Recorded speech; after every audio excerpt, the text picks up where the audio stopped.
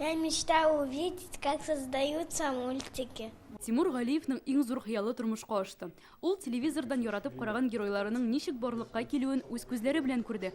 Иң элек мультфильм сценарий язудан башлана дип аңлаттылар малайга экскурсиядә. Аннан рәссамнар кадрлар ясый, соңрак аларны анимация ярдәмендә җанландыралар. Его руки и ноги. Смотри, очень много всего. 7 яшьлек малай мультфильмнар ясый торган студиядә башкарылган катлаулы эшнең шаһиты булды. Бу аның яңа ел теләге.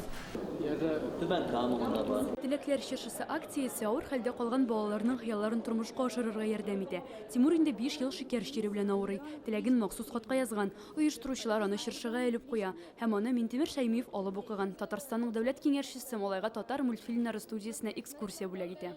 А где его найду? Или он меня найдет? Это вам по QR-коду надо перейти. Помогут. Без инде күптәннән хыялланып яшик, кыш бабай булу нияте белән әйме.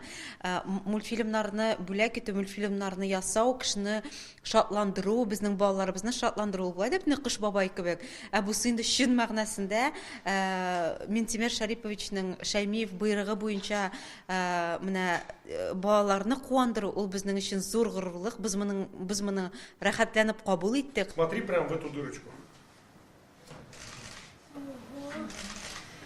Прикольно, да?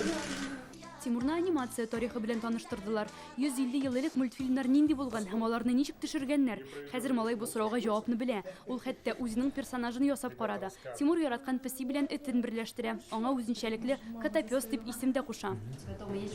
Да. Какие? Котенок, его зовут Симба. И еще собака, его зовут Хаули. Когда я ему недавно сказала, что мне перезвонили и пригласили нас сюда, Тимурга синең хатыңны Минтимер Шәрипович укыган һәм ул безне мультфильмнар төшерүче студияга чакырды дип әйткәч, аның башы күккә тия язды. Экскурсия икебезгә дә бик ошады. Әни өчен иң мөһиме баласын бәхетле итеп күрү бит.